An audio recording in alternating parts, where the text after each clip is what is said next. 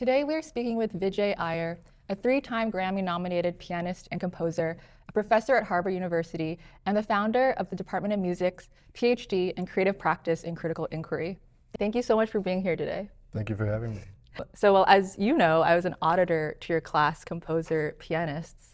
It's an incredible class, and I'm coming into it not as a jazz musician myself, but as a real lover of jazz. But this class opened up a whole new world for me. I think learning about these artists and educators and learning about these people who not only contribute a lot to music, but had intellectual ideas as well, was really inspiring. And I was wondering if you could talk a little bit about how you came up with the class and why you chose to teach a class like this. Sure. It was very much a pleasure to have you in the class. The course is called Creative Music, Composer Pianist. Creative music is a name that artists use to talk about this area of music that involves creativity at the center of performance, meaning that we're not just executing pre-existing music, but we're making it new each time, so that there are elements of each performance that aren't repeatable. That idea is very important to me, and I think it should be better understood on its own terms as the source of knowledge, as a site of innovation, invention, exchange, dialogue. That's a kind of idea and a sensibility that we can carry into anything we do. The course was pitched to anybody who wanted to come who had any amount of musical background. As it happened, almost everyone in the class had played piano at some point and could read music to some extent. So we could use that as one of the central ingredients in the course, that we could look in detail at what artists were doing. But I wanted to shine a light on a certain lineage of creative musicians from the 20th century who had, to me, been central to American music history, but are sort of unheralded for their formative role in it. And then the fact that we haven't in academia historically conferred that same value on the music of Black people is that needs to be changed. And so I try to be a part of that change, to kind of shift the focus a little bit or decenter.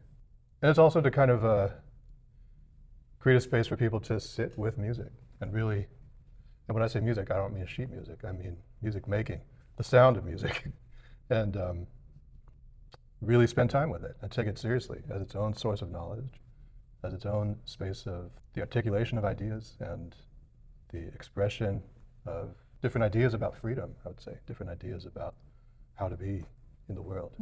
Wow.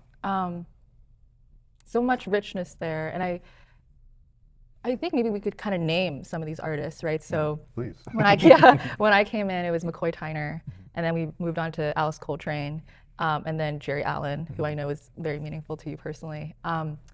So the lineage you talk about, it is like a specific African American lineage. And I think for a lot of, for some listeners, music is pleasurable, it's emotional, right? But we might not think about music or jazz music as a source of knowledge. Yeah, well, that is a kind of, I guess I'd just call it a prejudice that I have sought to unsettle in a lot of my work here at Harvard. I spent a lot of time as an artist in the world, interacting with all kinds of people, playing for audiences, making music with people much older than me and much younger than me.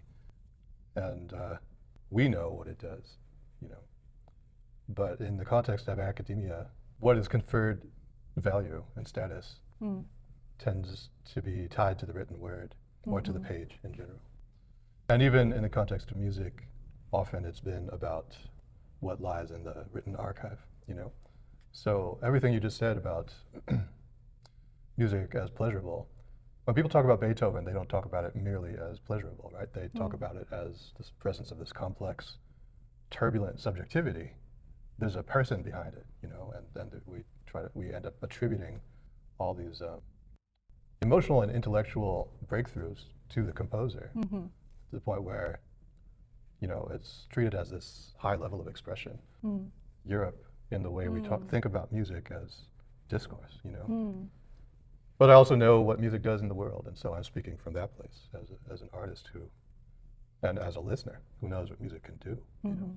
I'm thinking about one of the first conversations we had when I came to class, and I noted that in like the Spotify bio, I think it was of, maybe it was McCoy Tyner, I forget if it was McCoy or Alice Coltrane, but that they were, they had like Eastern influences, right? And I kind of brought that up, and we started talking a bit about how at the time, there wasn't like an African American studies or an Asian American studies. And so music truly was a way to kind of learn or kind of reach out of the conventional Western ways.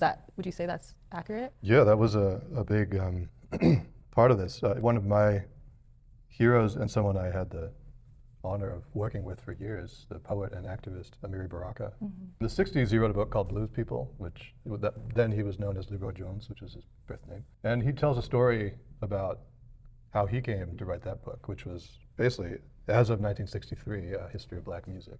And if you think about it, recorded music only arrived at the level of mass culture in the late teens, early 20s. So in the early 60s, there was only 40 years of recorded music, or 45 or so. He talked about how when he was in college, he went to Howard University. His mentor, whose name was Sterling Brown, had a bunch of students over to his house. And Mr. Baraka, at the time, college student, he asked Professor Brown, how come there's no history of our people? Meaning no written history, no books that they could refer to understand themselves. And Professor Brown pointed at his record collection and he said, that's your history. So what if we take that provocation at its word, that this is actually an archive of the history of a people, So what can we learn from that history? Not just about them, but from them about the world. And so in this moment in the 50s and 60s, as artists from those communities were starting to look outside the West for an understanding of themselves, which meant both looking to histories and cultural writings from and about Africa, about the different cultures of Africa, and also looking across the global South. I think before you arrived, we had talked about Randy Weston, who was a pretty pivotal, in my opinion, pivotal example of this, an exemplar really.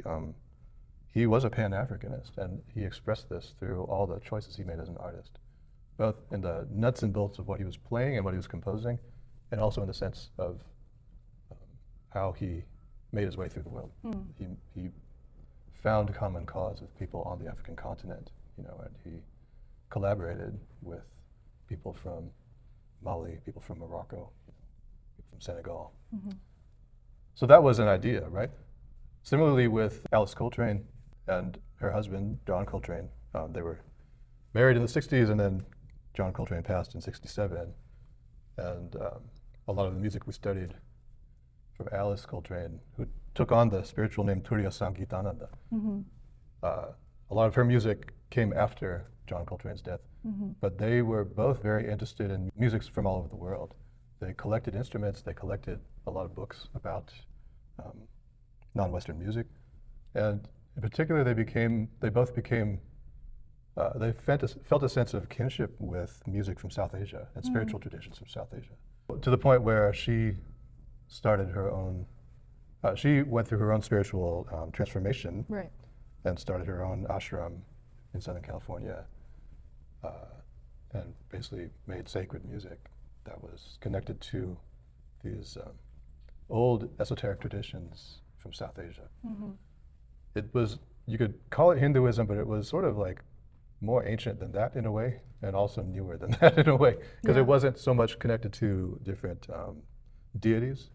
It was more about the practice, spiritual practices, which in a way transcend religion. That was part of it. It was that they were on their own personal quest to understand themselves, the world, the cosmos. That became part of their artistic journey. I think Alice Coltrane was a big discovery for me in this class. I'd heard of John Coltrane. I heard of Alice Coltrane, but had not heard her music. And I walked into class the first day in Holden Chapel, and you were playing McCoy Tyner's Message from the Nile, which is incredible. It's unlike any music I've heard before. So Alice Coltrane on the harp, McCoy Tyner on piano. And then you said you played with the... Yeah, the bassist Ron Carter. I got to work with him just last month. He's 89 years old. And still fiery and sharp and incredible. It was incredible. That's incredible. But this practice of the way you start each class, of sort of playing a song by the composer pianist of the class, and we all sort of trickle in, some people trickle late, and we all sit and we kind of all listen together, was something I've never done before in a class. And you talked earlier about this practice of listening. And I wish that I could have everyone have that experience. There was something so special about the attentive collective listening of a song together and then discussing it and what we heard. I'm curious if you could talk a little bit about that choice to start the class that way, have us collectively listen together. I remember when I was an undergrad and I took a course on the history of jazz taught by John Zwed, and he did that. He would play music for a good stretches of the class, and I kind of felt unsettled by it because it seems so out of step with academic values. Right. Right. We can actually just sit and experience a piece of music as knowledge, that not just so that we can get to it, but actually because it is somehow itself telling us something. And it's also, as you say, that it creates a space for shared experience. I think we're so used nowadays to music as a solitary and kind of even intimate experience, as just like a, whatever's in your earbuds at any given moment, and less in the realm of the social. Yeah. But what happens when we sit and listen together? Well, I know from being at thousands of concerts and playing thousands of concerts that it does its own work. Music does its own work. It really acts at the level of the body, of sensation and of affect. It kind of brings you to a place that feels personal, right? But you're also in it with others. And you learn from each other's experiences and reactions of the same thing. I started the course by describing this interaction I had with an elder musician, another composer pianist who belongs on the syllabus at some point. I can only do 6 at a time per semester, but his name was Muhal Richard Abrams. I got to know him pretty well in the last 20 years of his life. He passed in 2017. In 2012 or so, I got to interview him. And one of the things he said was, he was speaking to me as a fellow artist. And he's like, you know how it is, we play a concert, you go out, you speak to people afterwards, you speak to 5 different people and they all say something different. And he says, the purpose of music is to excite all these different experiences. The purpose of music, that struck me as such a radical proposition, that there's no singular way to describe or decode a piece of music, that actually we all bring something individual and personal to it and from it. That's not to say that we don't have anything in common with each other, but that we can also honor each other's individuality in the course of that. So this is the thing that we get to find out when we sit together and experience the same piece of music at the same time, the same recording, or the same actions. When I remind people that a record is not just this object on the shelf. It's actually a document, right? It's a record of what happened in the studio that day, right? So this is a document of human actions and interactions. And so it's kind of exploding with meaning. And so what is it that we can learn from each other about what it's telling us? That's part of what's happening in that moment when we share that experience. Right. And that's at the level of feeling and movement. We do find ourselves moving to it as it's playing. Right. We find ourselves breathing in a certain way that's kind of like conditioned by what we're hearing. We might sway, we might tap our feet, and that's meaningful. It's not just a byproduct. It is actually, it means that you are in training, or you are connecting with what those people on the other side of that microphone were doing, right? You're connecting to their physical actions with your own. And similarly in the space of feeling, which is a more, it seems like maybe a more private experience, like what's going on at the level of affect and emotion internally. But that is something that we find ourselves sharing too. And so what is it to start a class in the morning at 9:45 a.m. with a gesture like that, where we can actually sit with our bodies and our feelings and our movements together in time, and understand that as a site of knowledge. of collective knowledge making. I love that, the body as a site of collective knowledge making. So you know a lot about how music affects your mind and body, and what some people might not know about you is that you actually started a physics PhD and you ended up making your own PhD about embodied music cognition. What does that mean exactly? It's partly about what I was just saying, which is that what music is made of, first and foremost, is human action. What we call music, I mean, we use this term to describe it, but it's the sounds of bodies in motion. You know, whether it's using the voice or the body as an instrument, or using our bodies at the interface of some other instrument that then transduces our actions into sound. So that means that at every level, we are experiencing human action and responding to it.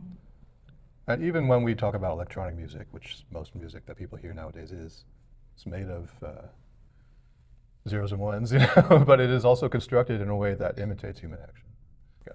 The drum loop, vocoders, and these kinds of things. So I just find it helpful to remind people that music comes from people, right?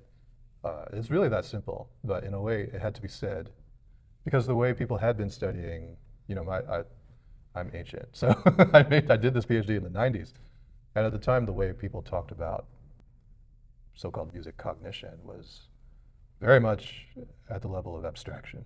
You know, there's a kind of body of scientific research trying to get at the structure of the musical mind, they would say, you know. But what that meant is that they would treat music as inherently disembodied. And they would look at scores and at sometimes recordings, or they'd play a recording of a piece of classical music to somebody and then measure their responses or something like this. A lot of it was made of that. And I just found that it didn't jive with my lifetime of experience in music. So I wanted to kind of get at it from another angle. And once you start talking about bodies in motion, you're also talking about feeling.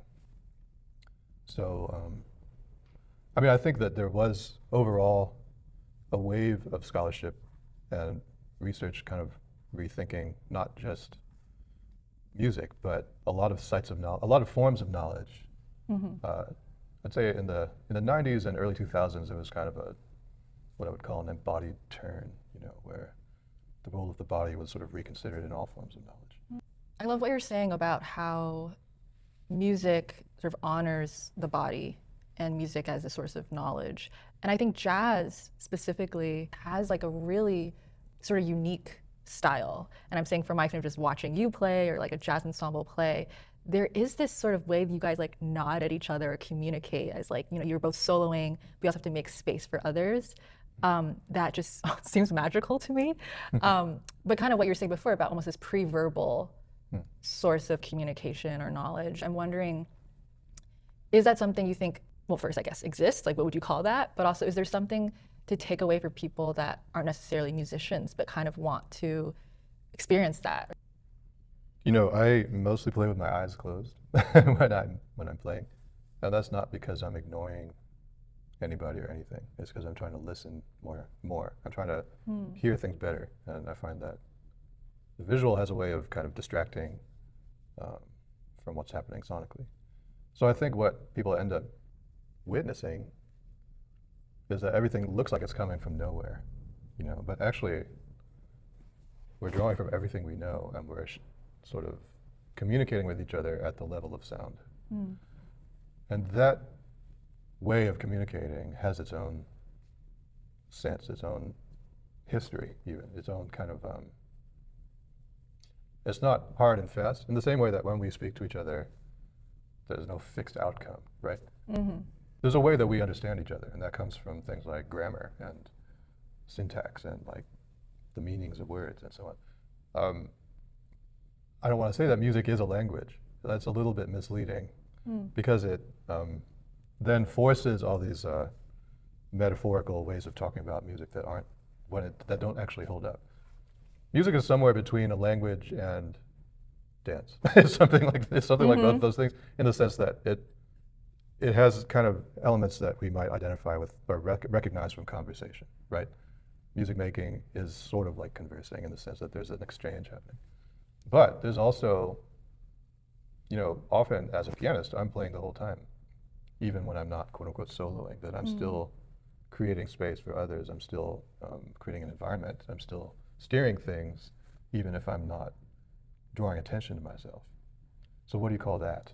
That's something else. That's more like moving together, actually. And it's also more like architecture, something in the sense of like defining and creating and conditioning spaces for interaction. That's also part of what is going on. Fascinating. Right? So it can be like gesture, it can be like discourse, it can be like construction. I think all of these are all different ways of describing something that really is its own thing. So you have such an impressive music background, and you've collaborated with some different artists, not only musicians, but also other types of artists, including poets. And you also lead a PhD program here. So you're quite multidisciplinary. It looks like you've been able to build a life that you can kind of thread your disciplines together. What advice do you have for artists that feel this multidisciplinary impulse, but are kind of in a world where I feel like if you want to be an artist, people tell you like you have to commit to your craft, and they might look sideways if you are trying to do a lot of different things. And what do you say to someone who's sort of struggling with that? You need both, I don't know what anyone needs at this point. I mean, because the world is so in flux that I don't even know how to advise someone who is, just starting their life in the world. Except to say that the best thing to do is build with other people, whatever that is, at any level, other people of any sort who do anything, right? That's really what it comes down to, is this, it's an artistic question, it's a political question, it's an ethical question, it's a spiritual question, which is what can we do together? It's a very simple one. And what do we mean then by we, when we say, what can we do together? Who is included in that we, and then who is therefore excluded? As soon as you start asking that question of yourself, you start to think differently about every interaction you have, artistically, certainly. Am I just making music for other musicians? Who, by the way, won't buy tickets or records. Like, they're not going to sustain you. Right. Or, so you do have to ask, like, what is my relationship to the rest of the world? And sometimes there are other people in the world who can help, or with whom you can think through that question and feel your way through that question. So that's how I end up collaborating with people in these different nominal disciplines, although all of us sort of think of ourselves as more undisciplined, or sort of anti-discipline. It's not that we don't have our own rigor in our practice, but that there's also the necessity of reaching outward to find your own answers to your own questions. As you were talking about this kind of radical openness, which I've experienced in your class, I'm thinking of Jerry Allen. She's an amazing pianist that we also covered in a class, who seemed like a very radical teacher and had a radical pedagogy. I know you also had a personal relationship with her, and so I'd love to hear more about what you learned from her, how she impacted you. Something that stood out to me was hearing that when she taught at University of Pittsburgh, she let anyone take her jazz classes, which and that meant showing up to a 250 student-filled sort of huge auditorium. So she was so open about what jazz could do for seemingly anyone, and not just the musician. So I'm curious about how she impacted you, not only your artistry, but your way of teaching or reaching out to the world. Yeah, I mean, she first impacted me just at the level of how she touched the piano, and it spoke to me somehow when I was 17 years old and I first heard it, in a way that I felt a kinship somehow. That's a mysterious kind of experience, when that happens. There's something, when you're drawn to something. An elder artist who I work with named Henry Threadgill, he said that when you feel drawn to something, there's something sacred about that, and you should follow it. And I don't know that that's how I was thinking of it, but I did feel just kind of compelled to spend time with her music. I didn't know her at all. I was a kid, but there was something that she was doing in her music that called us in. Mm-hmm. And so what's the nature of that call? What's that about? How does that work? That was in the late 80s.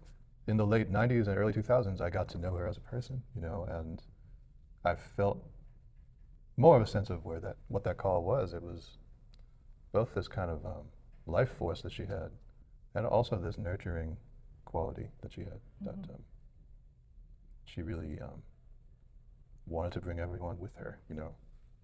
She championed all of us. I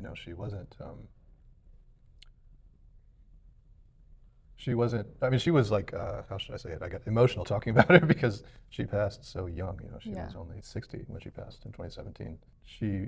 Well, I guess I'd put it this way. As she kind of made her way in the world as an established artist in the 2000s, she had this sense of mission, I would say.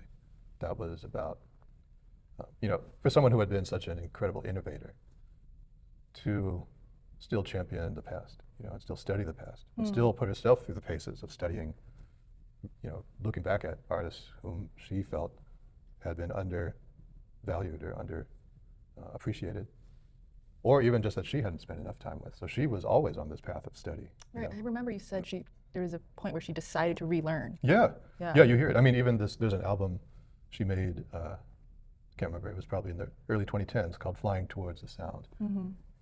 And that's where she chose to study 3 different pianists who were hugely important. McCoy Tyner was one, Cecil Taylor, and Herbie Hancock. And so it's a solo piano record that is all in tribute to these other pianists. And then she also did projects in honor of Mary Lou Williams. She studied her repertoire, her compositions, and recorded many of them, performed them. So she herself became this living archive, And I think that way of keeping the past alive was something she taught all of us too. So not only did she have this incredible creative spark where she was radically inventive on her own terms, she also situated what she was doing in the context of the history of the music and the history of her people. Yeah.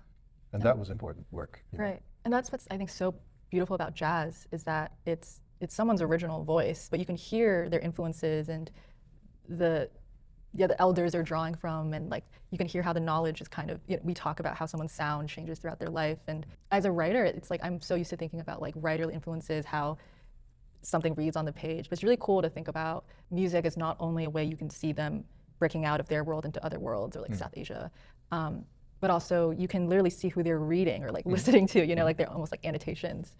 Yeah, that's really beautiful. Yes, yeah, I think of it as it's its own kind of, well, I have one of our doctoral students, the way he talks about, kind of critically about Western classical music is as a form of necromancy, which it's a kind of bold rethinking of what is it to sit and put your hands in the same position as Chopin, and do the same things he did, to try to kind of channel his sensibility, his subjectivity somehow, his spirit through yours. There's something of it feels like a religious practice in a way. It has the structure of that, but it never gets named as that. It just sort of is looped into a larger kind of Eurocentric framework of purported universality, But what I find among especially elder Black musicians is a sense of interconnectedness, and a way of calling almost ancestors into the room by referring to their work, by playing their pieces, or incorporating them into their own music, And it can be at the level of a gesture. It doesn't have to be a whole piece. It can be a sort of reference to Thelonious Monk. That's just in the way you play one chord or something. So that kind of idea that there's a relationship to ancestrality is what I would call it. This idea that your forebears, your creative forebears, are in the room with you. You call them back into the room so that they're cradling you, actually. Wow. I would love to be cradled by Alice Coltrane. And so I guess, what can jazz sort of lend to us in this moment? When people are being flooded with information and it's hard to kind of get connected to your intuition and your own voice because of this flood information. And also, like, what would you say to newcomers to jazz who might be intimidated by it? I feel that because music brings us back to our bodies, not just the body, but bodies, you know, that there's a kind of intersubjectivity, and it's not just about sound being transmitted on speakers.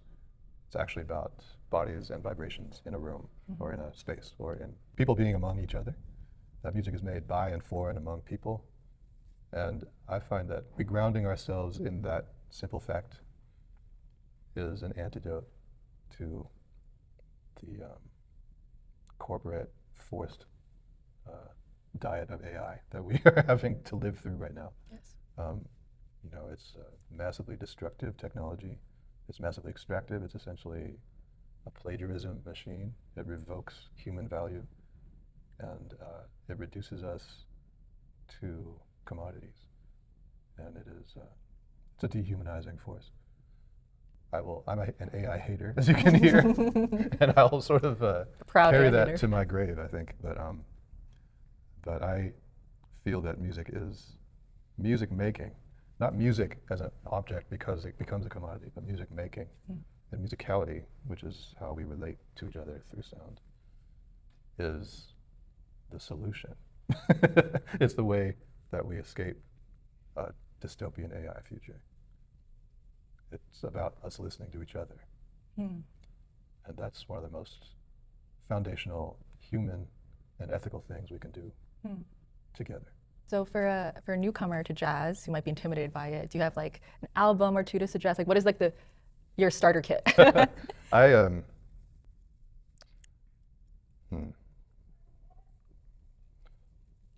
not here to advocate for a genre because I think genre is the wrong way to think about music making. I do try to hold space for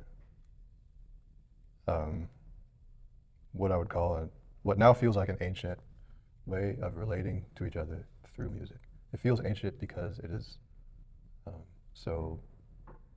it predates AI, it predates streaming. It even sort of predates recorded music.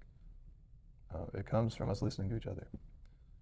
I can champion individual artists, and I do, and that's why I made a course about Mary Lou Williams, Thelonious Monk, Randy Weston, McCoy Tyner, Alice Coltrane, Turiya Sangeetananda, and Jerry Allen, and Anthony Davis, who came and visited our class, the composer and pianist and opera maker extraordinaire. So those artists are a great starter kit.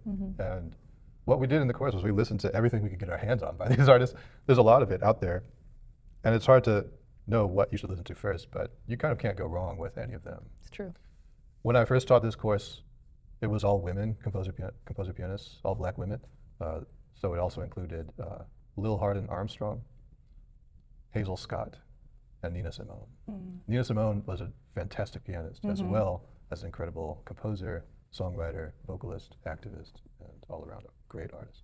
So any of those artists are key to at least my understanding of what music is and does. You know, not many of them are valued in today's economy of jazz. So I don't know. I don't know if jazz is the right word. I mean, all of them get kind of classified as that, but so do a lot of other things that I am not into.